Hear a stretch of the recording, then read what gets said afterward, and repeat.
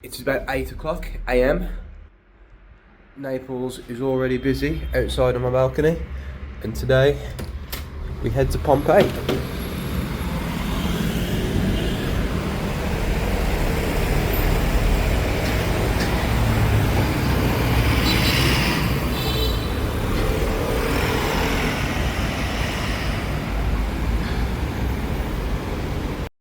So I'm just checking out now.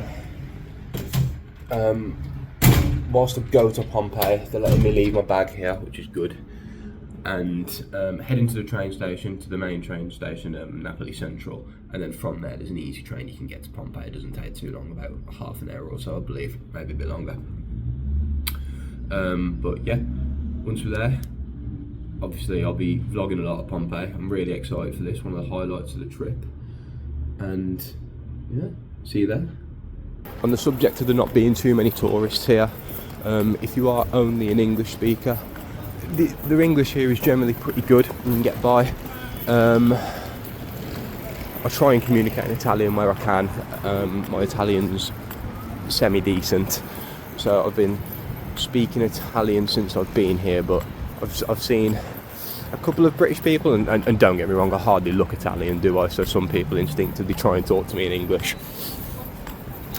And obviously it does help sometimes because I'm by no means fluent, so that does help me. But if you are coming to Naples and you don't speak any Italian, I do think you'll get by. Don't get me wrong, these days translation apps and anything you'd certainly get by anyway, but if you just wanted to do it with its technology aid, I think you'd be okay. It'll be interesting going to Palermo tomorrow because I know that the rate of English speaker over there is a lot less than in Naples and certainly in Rome. So that'll be really putting my Italian to the test. Don't get me wrong, I'll only be having basic conversations, I suppose.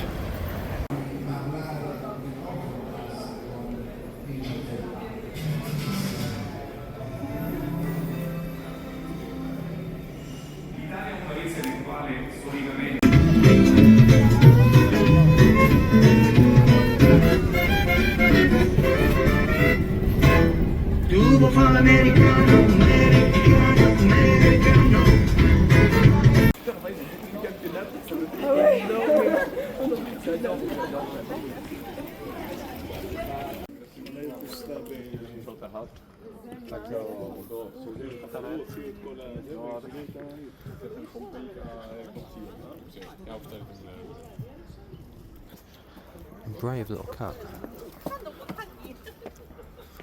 Don't know if I got that fall on camera, but send that into You've Been Framed. It's amazing how Pompeii's been preserved over all these years and there's still so much of it standing. But what it was the volcanic ash, although deadly, and it was ultimately the weight of it that's destroyed the buildings and the residents had to flee. The ash that did remain has essentially preserved it, which is why so much of it has been able to stand over all these years.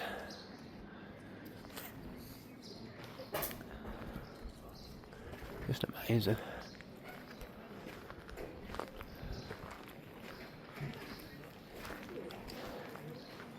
It really does feel just like you're walking through what you perceive to be a Roman town. It really is amazing. Historians value Pompeii because it's more or less the only standing depiction of what everyday Roman life was like. Emperors and key political figures are documented everywhere. You can't move in 5 minutes in Rome without there being something historical in that regard of a everyday peasant life, everyday society. This is Pompeii, is really the only depiction remaining of what that was.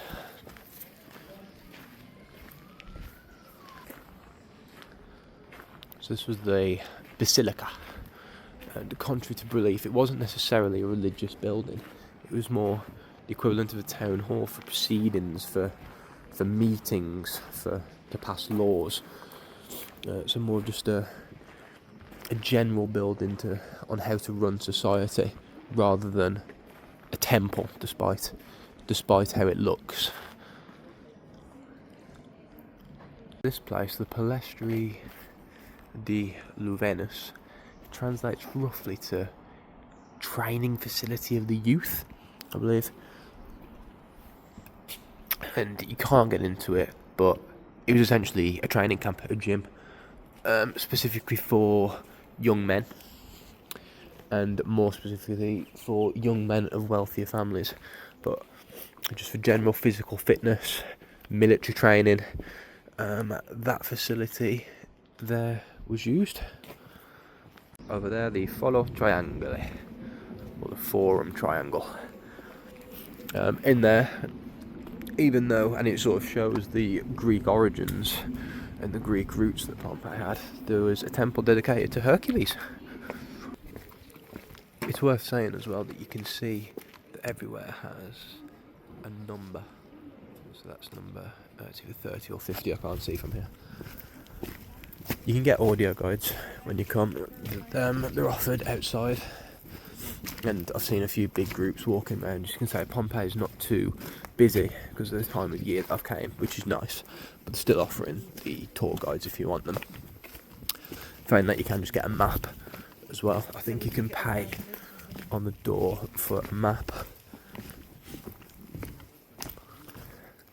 I'm relying on the signs that I see to tell me what's what, because I know a fair bit about Pompeii.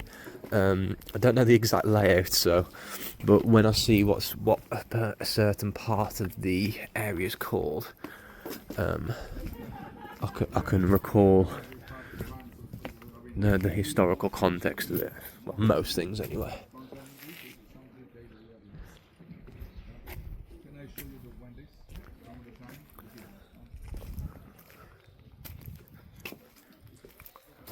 The main feeling that takes you over when you're walking through Pompeii is obviously historical appreciation, but there is almost the element of how fun would a game of tag or hide and seek with your mates be in here. Just the amount of different nooks and crannies. Just imagine, it'd be awesome. And this was Marco Lucrezio's house, president of Pompeii. Yeah, that I believe is the biggest villa in Pompeii. Obviously, if it belonged to the president, it makes sense.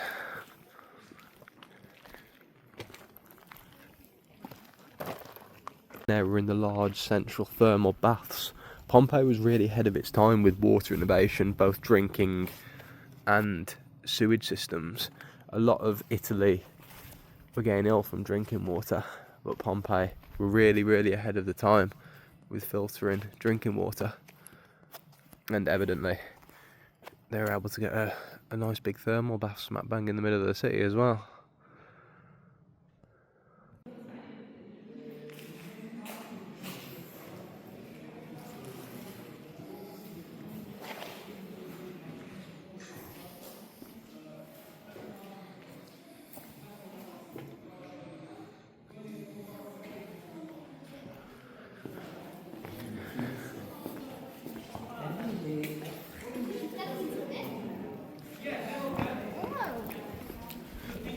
So we're now in one of the best preserved houses in the whole of Pompeii, and it's called Casa de Vetti. And it's quite symbolic because the Vetti brothers who lived here used to be slaves, but upon getting freed they became merchants and became extremely rich. So it's a bit of a symbol of prosperity.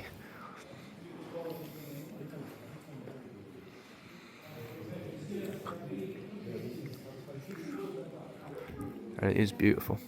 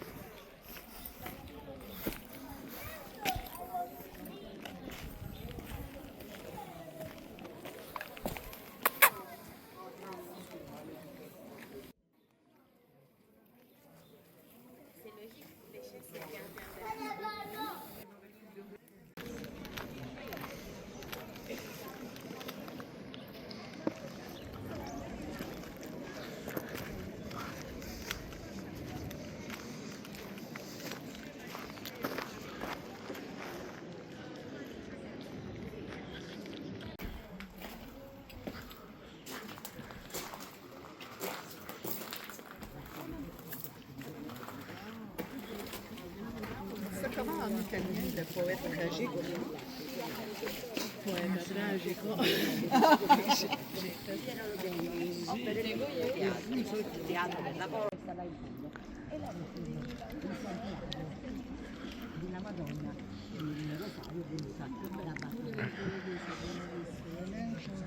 Well, got off the train, it's just started to absolutely slam it down again. The thing about this, that's a shame. Oh well, not scared a bit of rain. Well, when the weather doesn't allow,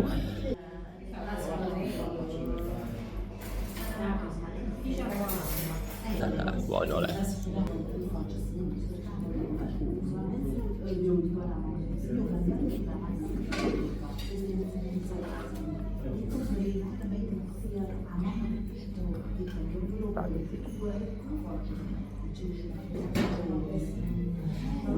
Bellissimo. That was lovely. It was a Neapolitan. It wasn't Neapolitan. I think it was pronounced Neapolitan pizza. It was a bit different. It didn't really have tomato on it. So they had a different kind of cheese. Two different. You had mozzarella, and then there was like a sharper one as well, which I don't know what it was. I haven't heard of it before, if I'm being honest with you. And then you had spicy sausage meat on it and a bit of cream drizzled on as well, so it was quite indulgent and quite heavy. But it was nice. Considering it was right next to the train station as well, I expected it to be a bit more expensive, because I thought it would be a little bit more of a tourist trap. But no, it was €15 in total for that and the drink, and the pizza's a bit more expensive, but I had a fancier pizza with more stuff on it. Really good. Anyway, we're back off to Smackanapoli Street now. There's quite a few stalls there, and I want to pick up just a couple of little bits, little souvenirs. I'm not blessed for luggage space, so I need to be careful with what I do pick up. But we're going to see. Napoli's are quite famous for their lucky red horns, so if I can get like just a few like bracelets or bits of jewellery that's got that to do with it, I'll hand those around when I get back home, I think.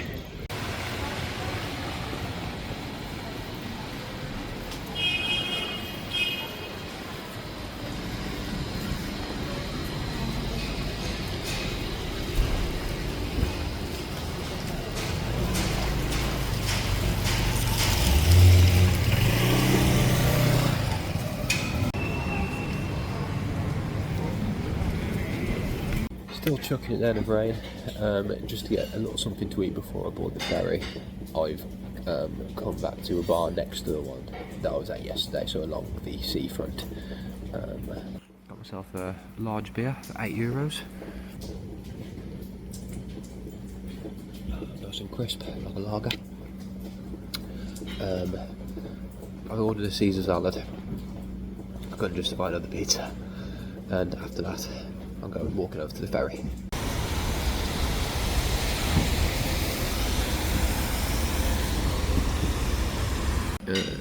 Regina Margareta is the name of the restaurant. I had a chicken Caesar salad, and they've just bought me a free dessert, which I asked for to take away because I'm absolutely stuffed. I didn't long have the pizza, but I wanted to have something before I got on the ferry as well. And really nice, really nice. Come to just under €30 for everything. So yeah, not too bad.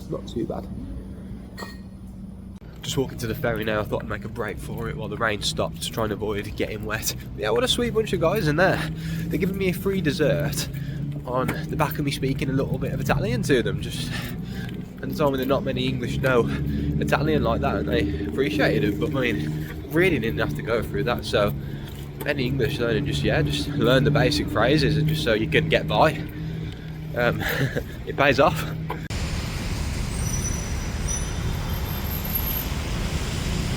And I'm in my cabin for the evening. I tried to get a bit of footage as I was walking on, but they got quite funny with me filming actually. Where there was, because you sort of walk through the cargo area almost where they were loading, so I can understand why they didn't want me filming. But yeah, I've just got the basic, the cheapest cabin you can get. So I've got 2 beds there, 2 singles and 2 other foldable ones. I haven't got 3 other people joining me, not this time. But yeah, just I don't think they just do single rooms. And in here, a nice simple bathroom. Certainly more than enough just for one overnight voyage. But yeah, pretty good. I'm not going to get unpacking my bag or anything like that. Well, I've decided to give myself a little tour of the ship. Apologies if you can't hear me the best. I've just put my mic and stabiliser on charge, so I don't know how the audio will be. But there's no one else around. It's quite quiet, so hopefully you can hear me okay. Sadly, the pool's shut, and so is the hot tub. Both are drained, and I am a bit of a water fiend, so you know what? If there were full, I might have been tempted, but never mind. But you can see in the summer they're obviously a little bit more equipped, or pay attention to do different routes in the day where stuff like this would obviously be open. You've got a big dining area. I don't know if I've said, but that room cost me £65. We leave Napoli at 10:30 and arrive at Palermo at 7. So obviously I just see it as you've got basically your travel and your accommodation in one for £65. You didn't have to get a room either. I think the standard ferry was just about £30 or something like that, and then it was another 35 on top for the room, but I wasn't going to go overnight without a bed.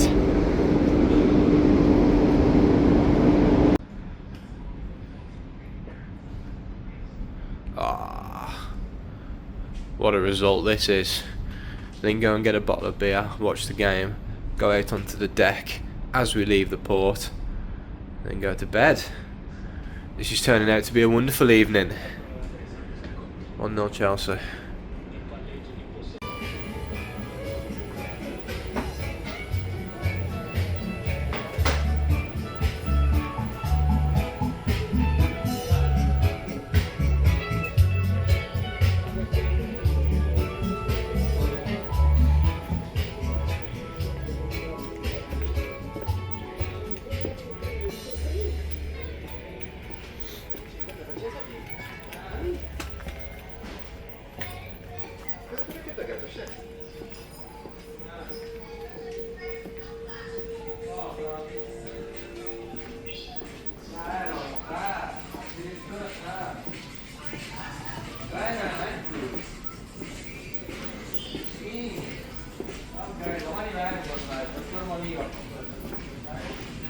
We got a buffet restaurant.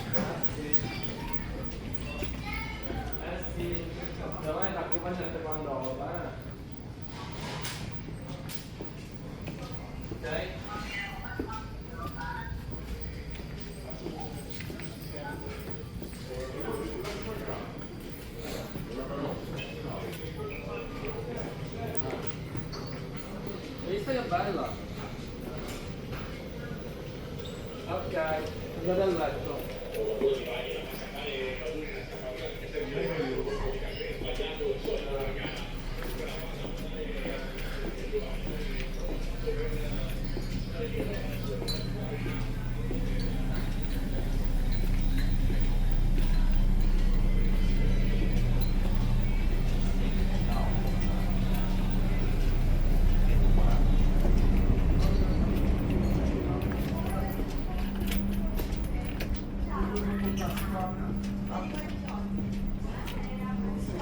Reception.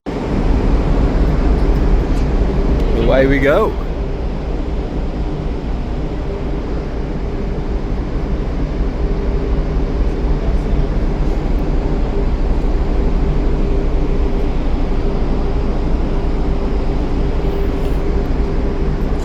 Good morning, and my god do I look rough. My cold is quite bad this morning. I'm gonna review, so my word, I look rough. Anyway, boat is about an hour late. We're docking in at Palermo at 8 o'clock. We've just had a few, I'd set my alarm anyway, but a few announcements have just gone off that would wake you up. So it's in about half an hour, so I'm all packed ready to go. I'm just going to go and have a walk, maybe get a coffee, and then run in and get my bag just as I need to get off the ship at about 8.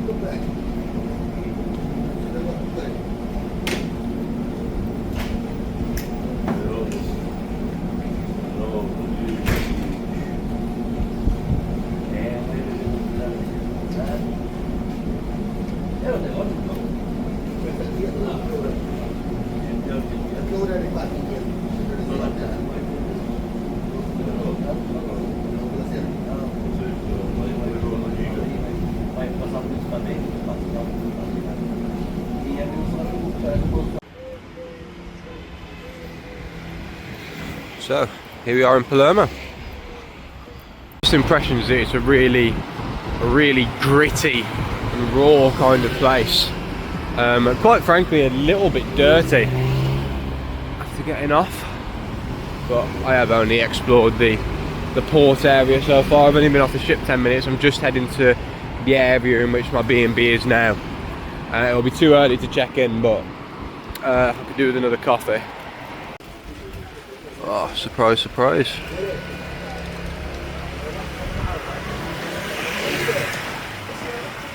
There's times where I think I just could not look more British if I tried. So this place, Palermo, it was developed late in the 19th century.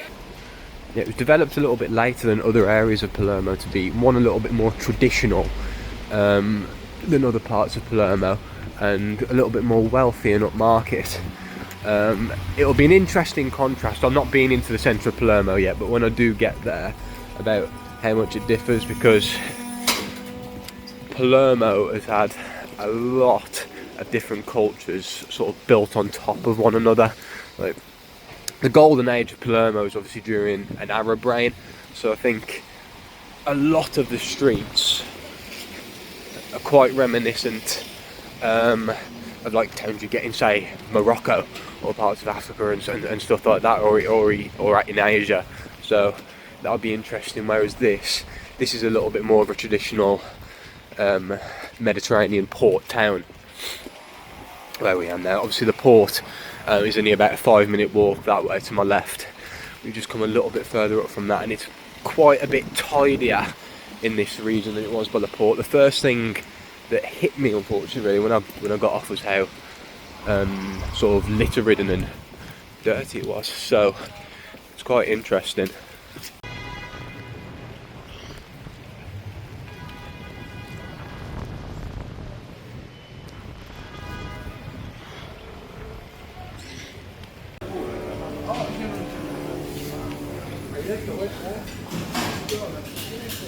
Yeah, big street food here and culture here in Palermo.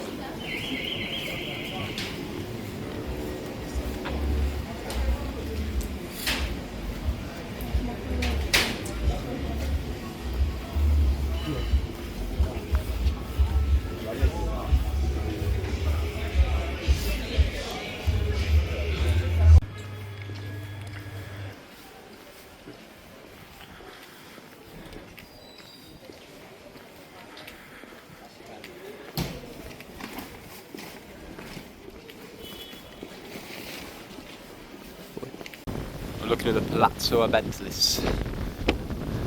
It's a palace, but it's almost castle looking, isn't it? Thick stone walls. That's because at the time it was built, Palermo was under attack by quite a few different parties actually, but especially pirates. So the district that we're in now, the Calza district, became a little bit of a military hub to protect Palermo, with this being in the heart of it.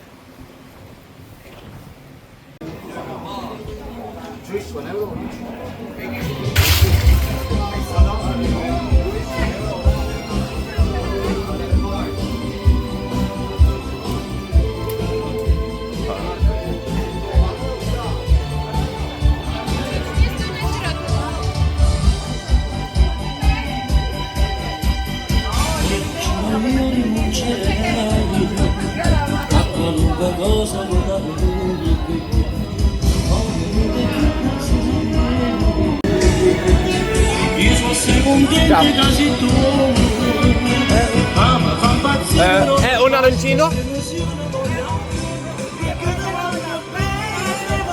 Sì, uno. Sì, uno. Passo a vole, grazie.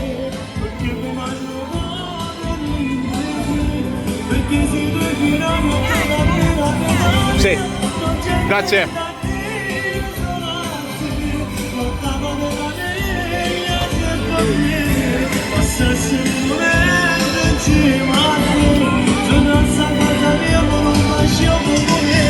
Arancina. Probably the most popular street food here in Palermo. They had 3 flavours, it cost me €2. They had 3 flavours. I couldn't quite make out the second one, she said, if I'm being honest, but one of them was a ragu, one of them was it's like a cheesy, carbonara, oniony type thing. But it's essentially a deep fried rice ball with like flavourings inside of it. Really nice. Right, straight from the top. Oh.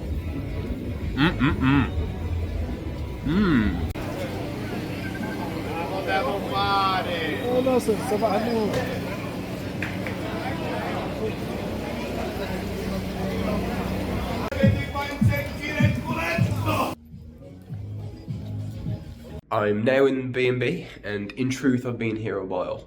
The cold that I had has really, I think having the chance to relax a little bit and knowing that I don't have to move around and be so hectic made me realise just how tired I was, and this cold's really caught up with me. So I came back for a little siesta and it turned out to be a 3-hour one. Al Palatiama B&B, and I've got to say, it's nice. I've got a nice room with a nice bed, which is already within half an hour of me getting the room has been slept in for a little bit. I'll show you the view from outside. Just a street view, nothing spectacular. TV, some of my stuff sprawled out on the side, a zigzaggy mirror, and a bathroom. Yeah, it's quite nice. Anyway, I'm about to pop back out and just see what's what as we start to approach the late afternoon/evening.